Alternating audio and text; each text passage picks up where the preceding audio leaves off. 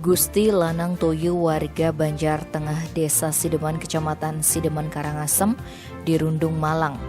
Pasalnya Sabtu 20 November pagi bertepatan dengan Hari Raya Kuningan, tempat tinggalnya diamuk si jago merah. Diduga diakibatkan oleh abu dupa yang masih menyala mengenai beberapa barang di dalam kamar. Hasil penyelidikan polisi, dupa itu diduga dibawa anak korban lalu dipakai main-main di dalam kamar. Kapolsek Sideman AKP Nyoman Merta Karyana menyebut abu dupa yang diduga masih menyala itu mengenai pakaian, kemudian menjalar hingga membakar kasur, kapuk, dan menghanguskan seisi rumah. Peristiwa tersebut diketahui beberapa kerabat korban karena melihat asap mengepul dari dalam rumah. Warga dan korban berusaha memadamkan api secara manual dibantu aparat yang sudah tiba di lokasi.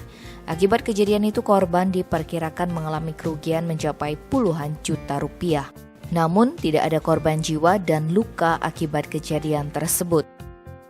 Kepala Dinas Pemadam Kebakaran dan Penyelamat Inyoman Sikingurah mengaku menurunkan 3 armada pemadam dari pos Karangasem untuk memadamkan api. Beruntung api tak sampai menjalar ke tempat lain.